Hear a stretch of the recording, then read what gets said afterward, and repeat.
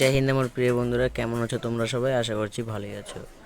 চলে এসেছি তোমাদের সামনে আবার একটি কর্মসংস্থানের ফুল ভিডিও নিয়ে, যেখানে তোমাদের এক সপ্তাহের কর্মসংস্থানের পেপারটিতে কি কি আপডেট রয়েছে সম্পূর্ণ তোমাদের সামনে তুলে ধরবার জন্য। আর যারা যারা আমার টেলিগ্রাম চ্যানেলটিতে জয়েন হওনি, নিচে আমার ভিডিও ডেসক্রিপশন বক্সে আমার টেলিগ্রাম চ্যানেলের লিঙ্ক দেওয়া রয়েছে, সেখান থেকে গিয়ে তোমরা খুব সহজেই আপকামিং আপডেটগুলো সংগ্রহ করতে পারবে।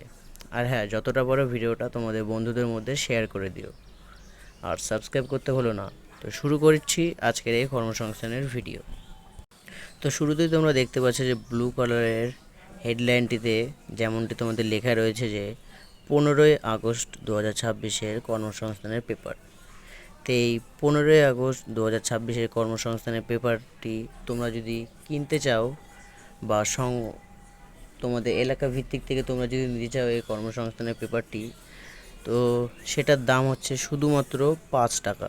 এই 5 টাকার বিনিময়ে তোমরা এই কর্মসংস্থানের যে এক সপ্তাহের যে পেপারটি রয়েছে সেই পেপারটি সংগ্রহ করলে সেখান থেকে তোমরা বিভিন্ন রকম যে চাকরি রয়েছে বন্ধুরা, সেই চাকরির আপডেটগুলো কিন্তু খুব সহজেই তোমরা পেতে পারো।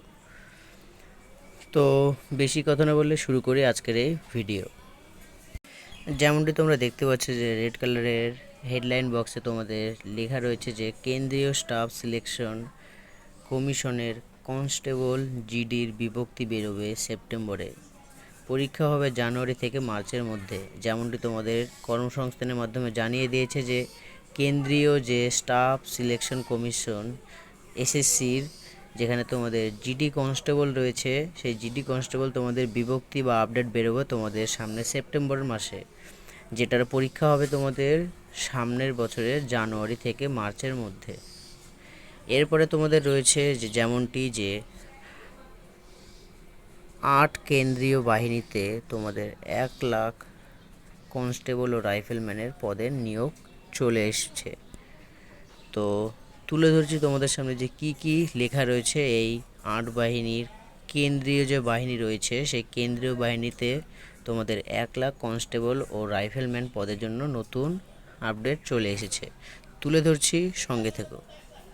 যেমনটি তোমাদের এখানে বলেছে যে কেন্দ্রীয় সরকারের স্বরাষ্ট্র মন্ত্রকের অধীন Border Security Force, Central Industrial Security Force, Indo তিব্বত সীমান্ত police, Central Reserve Police Force, সশস্ত্র সীমা বল ও সেক্রেটারিয়েট সিকিউরিটি ফোর্স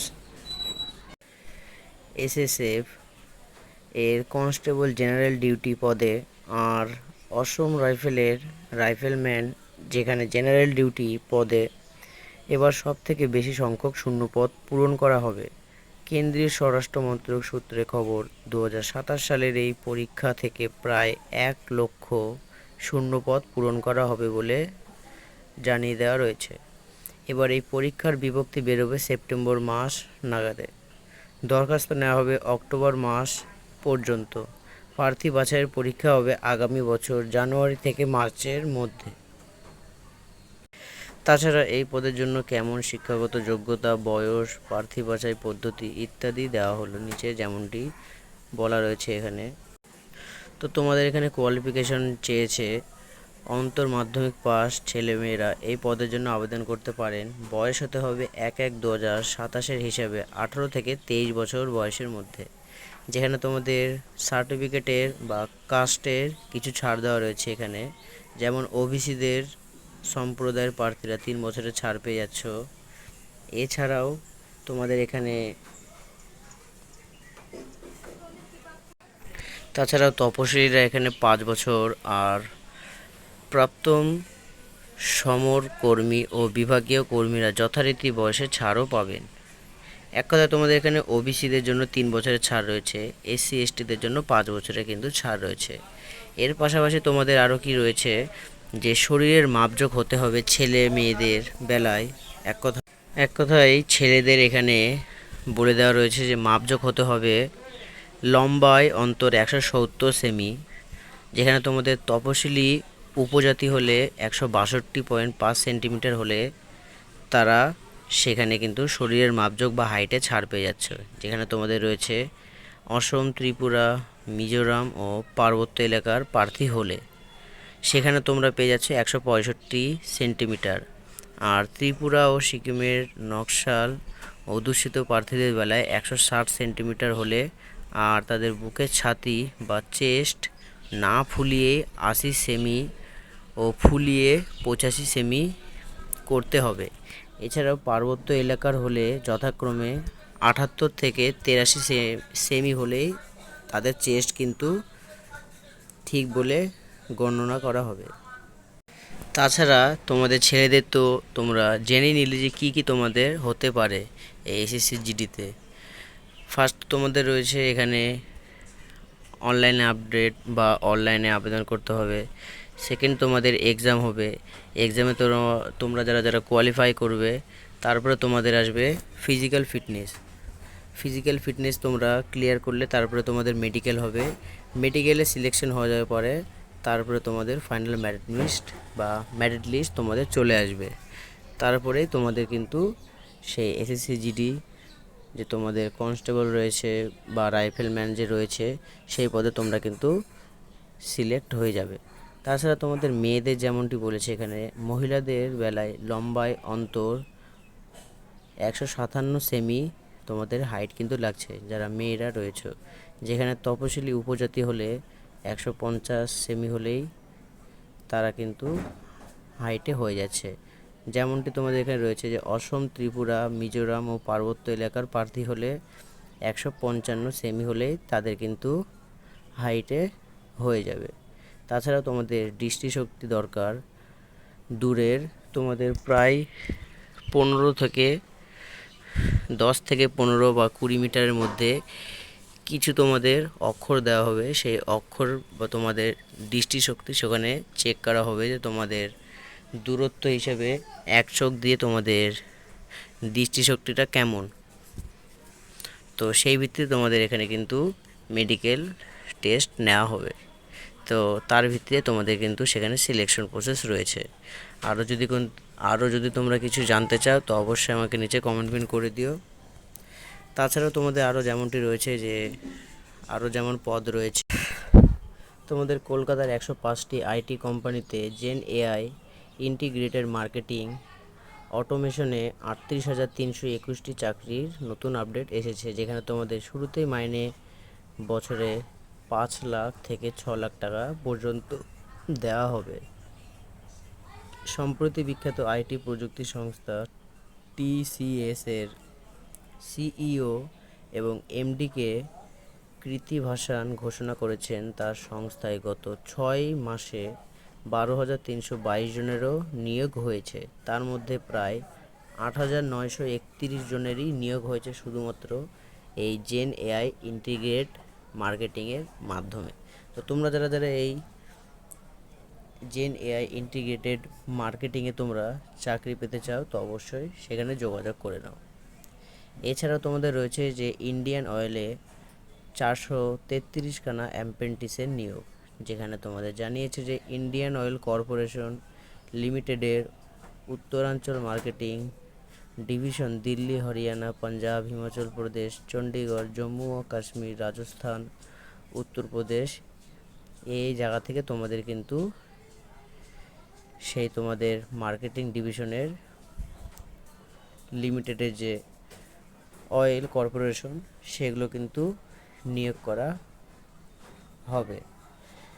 এছাড়া তোমাদের রয়েছে যে ট্রেনিং প্রোভাইডার হিসাবে অন্যান্য নজির 9 মাস ট্রেনিং দিয়ে এজেন্টিক এআই ইন্টিগ্রেটেড ডিজিটাল মার্কেটিংয়ে 55,872টি চাকরির সুযোগ চলে এসেছে। যেখানে তোমাদের সময় বদলেছে তাই সেই অনুযায়ী চাকরির ধরনও বদলেছে। আর স্বভাবতই এখন আর চাকরি পেতে গেলে শুধুমাত্র গতানুগতিক ডিগ্রি হলে চলবে না, হতে হবে মাল্টিপারপাস স্কিলস প্রফেশনালস, তবেই ভালো পে প্যাকেজ নিয়ে কেরিয়ার শুরু করতে পারবেন। সম্প্রতি দেশের স্কিলস সেক্টরে আইটি প্রফেশনাল এর যেখানে তোমাদের কোয়ালিফিকেশনের এখানে আপাতত বলা নেই, বা কোয়ালিফিকেশন তোমাদের এখানে লাগতে পারে আইটিআই এবং তার সাথে সাথে কম্পিউটারের বেসিক নলেজ। এছাড়াও তোমাদের আরও যেমনটি রয়েছে যে ৮০তম আমাদের স্বাধীনতা দিবসে কর্মসংস্থান পত্রিকার পাঠক, বিজ্ঞাপনদাতা, সংবাদপত্র বিক্রেতা ও শুভানুধ্যায়ীদের জানায় শুভ ইচ্ছা। এছাড়াও তোমাদের স্টেট ব্যাংকে ১৫৩৮টি ক্লার্কের নতুন নিয়োগের আপডেট চলে এসেছে এই কর্মসংস্থানের পেপারের মাধ্যমে। যেমনটি জানিয়েছে যে কেন্দ্রীয় সরকারি সংস্থা State Bank of India special recruitment drive for SC, ST ও ওবিসি ব্যাকলগ শূন্যপদ পূরণের জন্য junior associates customer report and sales পদে ১৫৮ জন ছেলে ও মেয়ে নিচ্ছে। তো তোমরা এই ভিত্তিতে যদি কোনো প্রশ্ন করতে চাও বা কিছু তথ্য জানতে চাও, অবশ্যই আমাকে নিচে কমেন্ট পিন করে দিও। এর পাশাপাশি তোমাদের প্রতিরক্ষা সংস্থায় ২৬১৫টি ট্রেডসম্যান, মেট এবং ফায়ারম্যানের নতুন আপডেট চলে এসেছে।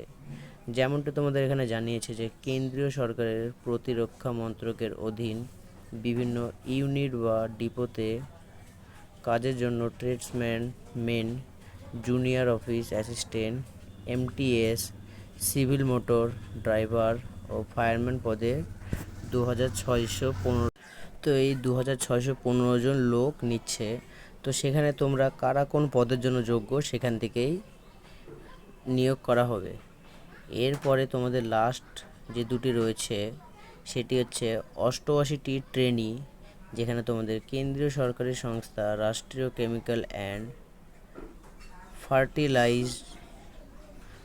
ফার্টিলাইজার্স লিমিটেড ম্যানেজমেন্ট ট্রেনিতে ৮৮ জন লোক নিচ্ছে। কারা কোন পদের জন্য যোগ্য? পোস্ট কোডের মাধ্যমে তোমাদের MTCHEM এবং 022026 ম্যানেজমেন্ট ট্রেনির মাধ্যমে তোমাদের জানিয়ে দেওয়া হবে। এরপরে তোমাদের পিএইচডি ভর্তি নেট স্কোর দেখে রাজ্য সরকার পোষিত বিশ্ববিদ্যালয়, প্রাইভেট বিশ্ববিদ্যালয় ও অনুমোদিত প্রতিষ্ঠানে পিএইচডি কোর্সে ভর্তির জন্য আর সেন্ট্রাল পরীক্ষা দিতে হবে না, যেমনটি তোমাদের এখানে কর্মসংস্থানের মাধ্যমে জানিয়েছে। তো আরও যদি তোমরা কোনো আপডেট পেতে চাও তো অবশ্যই আমাকে নিচে কমেন্ট পিন করে দিও, এবং এই ফুল ভিডিওর যে পিডিএফ ফাইলটি, সেই পিডিএফ ফাইলটি আমি আমার টেলিগ্রাম চ্যানেলটিতে দিয়ে দেবো। তো সেখান থেকে গিয়ে তোমরা অবশ্যই চেক আউট করে নিও এবং যতটা পারো ভিডিওটা তোমাদের বন্ধুদের মধ্যে শেয়ার করে দিও। তো আজকের মতো এখানে ভিডিওটা শেষ করলাম, আর সামনে 15ই আগস্টের সবাইকে শুভেচ্ছা।